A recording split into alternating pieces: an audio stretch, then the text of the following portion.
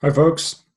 Today in this video I'm going to cover the nature of the sun, and this is probably going to be a slightly more complex and lengthy video than some of the other planetary videos. We'll see. It's just saying that because the sun is in a sense more complex because it's more to discuss all of the things that it sort of refers to in the grander scheme of things. Not because it's actually complex, but just because it's going to maybe take me a while to say everything I want to say about it. How about that? The sun is a fairly misunderstood principle in astrology. A lot of modern astrologers came to associate the sun and the sign Leo, which it rules, as the ego, as being egotistical. This is very interesting because in terms of classical theosophy, they use the term ego with a capital E to actually denote the reincarnating aspect of a person, basically their soul self, their true mind in a sense. Later on, Freud started using the term, in a different way, and then eventually it went through a few different transformations, and today it's kind of like a bad word, egotistical, meaning that the person is focused, self-centered. Right? But whereas it originally meant more like a centered self. So ego is just a Latin word meaning I, basically. So the sun and Leo are not indicative of an egotistical nature or person in the sense of a person who is selfish, who only thinks about themselves. That would be a weak or afflicted sun, maybe afflicted by Saturn or something like that, in the right circumstances, but it is not ego as in egotistical or selfish or self-centered. The sun is naturally about cohesion and centered selfhood, because the sun is a symbol of the soul and of the divine and of all these more cosmic spiritual sorts of things. So I have written here the sun is the principle of will, and that it also deals with purpose and integrity. Well, purpose is simple, right? We all have a purpose for being. We all have a purpose for doing certain things in certain situations. But we have sort of a grander purpose that sustains us throughout our whole lives. It's not so much that this purpose can be completely defined in words, but it's a sort of trans-dimensional purpose. It's the sense of, it's what keeps us alive. It's what keeps us doing things in life when everything else has sort of been extinguished. And it's why, to lose one's purpose can mean suicide for some, right? Losing everything, but remaining integral, right? Intact around a fixed center and purposeful can mean, not succumbing to something like suicide. And so, this is a fine line that separates those who, people who are like imprisoned and lose everything, but make it out, versus people who are in prison, lose everything, and then end up, succumbing to grief or suicide or something like that. So what do I mean by the principle of will? Most people misunderstand the term will, and they still think it refers to this Victorian era kind of idea of will as like you're just going to force things to happen. That's not what will essentially is. Will essentially is better defined by Roberto Assagioli, who is a Italian philosopher and psychologist, basically. And we're going to talk a little bit about his diagram and what he says about will. We'll quote from this article here. That's a partial interview. When we experience ourselves as selves, as subjects, we frequently have an experience that can be summed up in this sentence: I am a force, a cause. Okay, this is something that you can experiment with for yourself. I highly recommend taking a look at some of his work. It's brilliant. It's some of the most brilliant stuff I've ever seen. And it's still not in any way, shape, or form mainstream. Even within the transpersonal psychological community, very few people are practicing psychosynthesis, which is what Assagioli called his methodology. This is an experience of the human will. So it's this I am that I am kind of nature, you could say. I am a force, I am a cause, you know. Very, very subtle stuff. The star diagram over here helps to show the central position of the self and the relation of the will to it. The will serves quite simply as the directing energy for all other psychological functions. We find that the discovery of the self, meaning, you know, the real self, the soul self, and of course the impersonal self, the Atman, is frequently connected with the discovery that the self has a will, is even in a certain sense a will, right? There's scarcely any difference between them. Because ultimately, when people talk about the will religiously, like the will of God, right? What is the will of God? The will of God is merely that first impulse that allowed everything else to exist and that simultaneously holds it together. We've already talked about Saturn and a bit about Venus as creating binding and cohesion, and that Jupiter creating sort of a integral kind of equilibrium, and Mars being about, you know, the change and the rhythm, you know, the force of movement within that scheme. But the sun is interesting, right? The sun is first off at the center of this planetary scheme, which makes it look like it comes later on within the spheres of reality. But the fact that it's at the center, I think, really says something. Imagine if we collapsed both of these sides with this as a key point. We'd have a triangle, right, with 3 planets on either side. The sun is at the center here, but the sun is not by any means somehow lesser than Saturn, Jupiter, or Mars, right? We have to think about this both linearly and non-linearly, as it essentially is, right? The sun, as we briefly talked about when we did the video on Saturn, refers to the intellect in its cosmic, all-embracing aspect, right? So the sun coming later in the scheme is kind of like a symbol for that cosmic divinity, the divine mind, being made more individualized as an individualized soul, so to speak, a soul self, right? So the sun is kind of a mysterious body in astrology because it both refers to something specific and something universal. And so back to Roberto Assagioli, this is his diagram up closer, right? As you can see, he has it's a 6-pointed star with the 7th dimension as the will and the 8th dimension the self, which is very much in line with what we talked about in the opening videos of this series, with the 8th sphere as being the sphere of the soul or souls, and it transcends time and space as we understand it, right? So each of these functions on the outside could be related to a planet.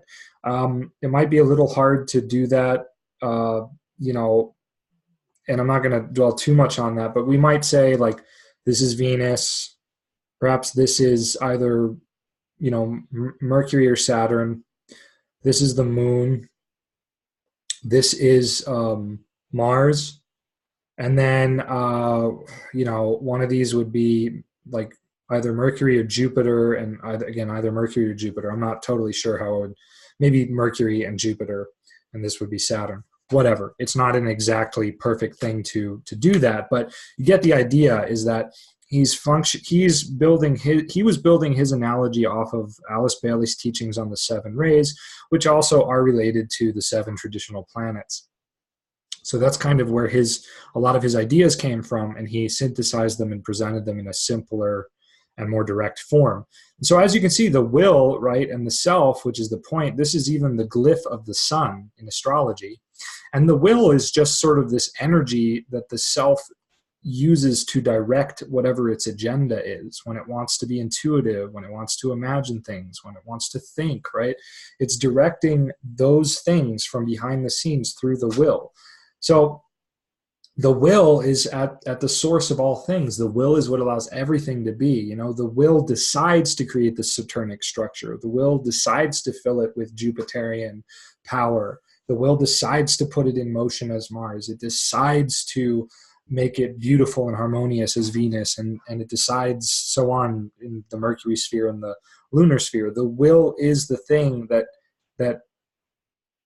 it is that primal impulse, you know, behind everything else.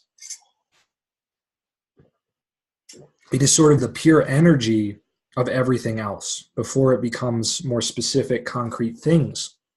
And in that sense, too, prana as a universal force, not as an individualized thing, can be related to the sun. We'll see when we get to the video on the moon. Excuse me, I'm talking very fast.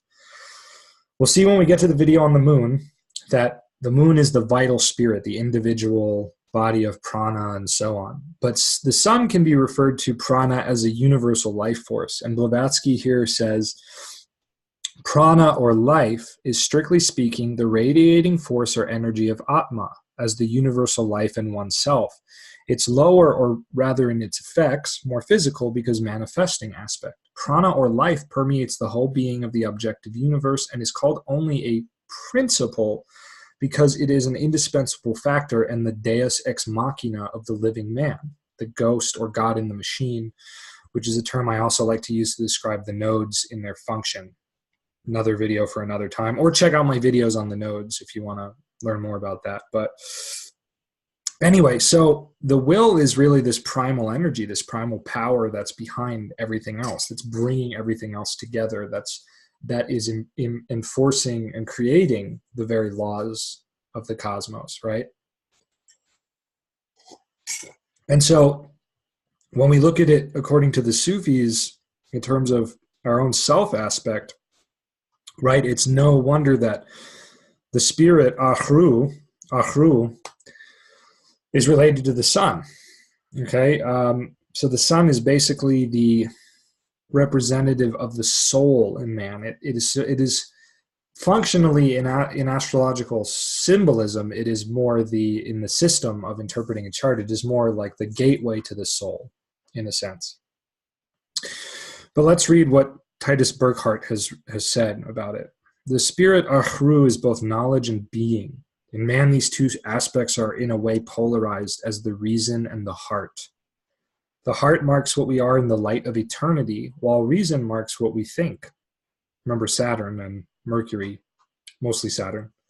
Seen from one angle, the heart, al-qalb, also represents the presence of the spirit in both aspects, for it is both the organ of intuition, al-khashf, I'm probably not saying that right, and also the point of identification, huad, probably not saying that right either, with being, al-khuhud. So let me read that again. For it is both the organ of intuition and also the point of identification with being. So the soul, you reach God through the heart, right? The soul self is seated in the heart region, not the physical heart, not the heart chakra either, but the heart region.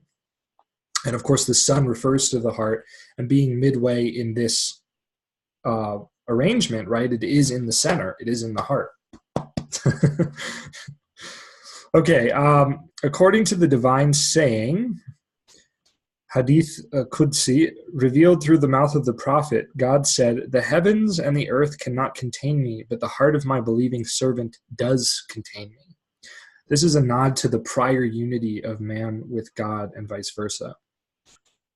The most intimate center of the heart is called the mystery, asir, and this is the indispensable point, right? The point within the circle in which the creature meets God.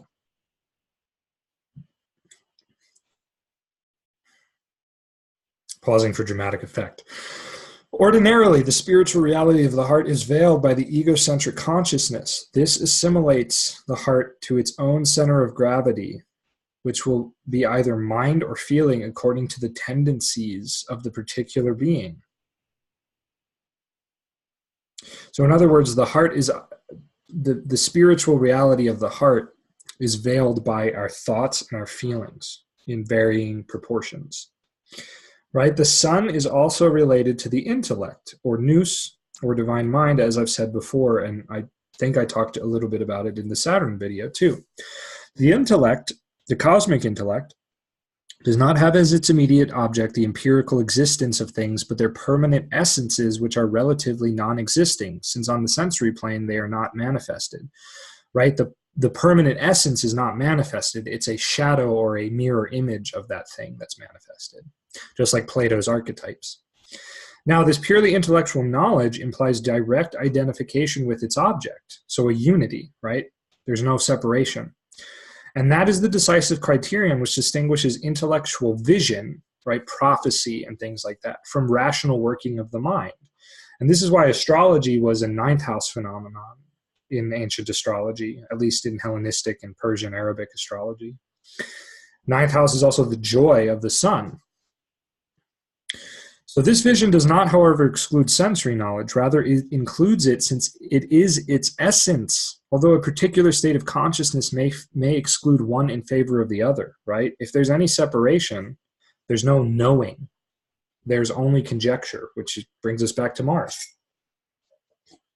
We find astrologers doing that all the time. Well, in my opinion, Mars in Cancer is actually fine because I have Mars in Cancer, and I'm fine. I'm not angry and covering up, hurt or being really overly aggressive or unable to sharpen knives properly or something like that.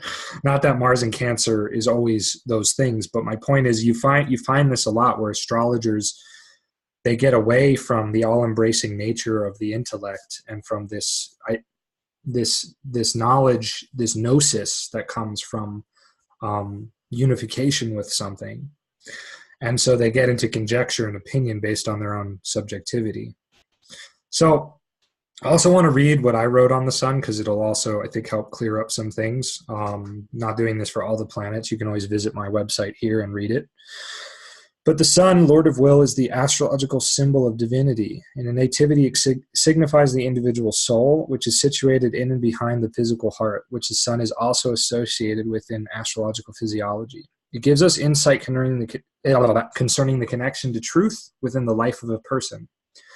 By extension, the sun governs honor, confidence, power, will, the innate sense of purpose, integrity, and philosophy, as in love of wisdom.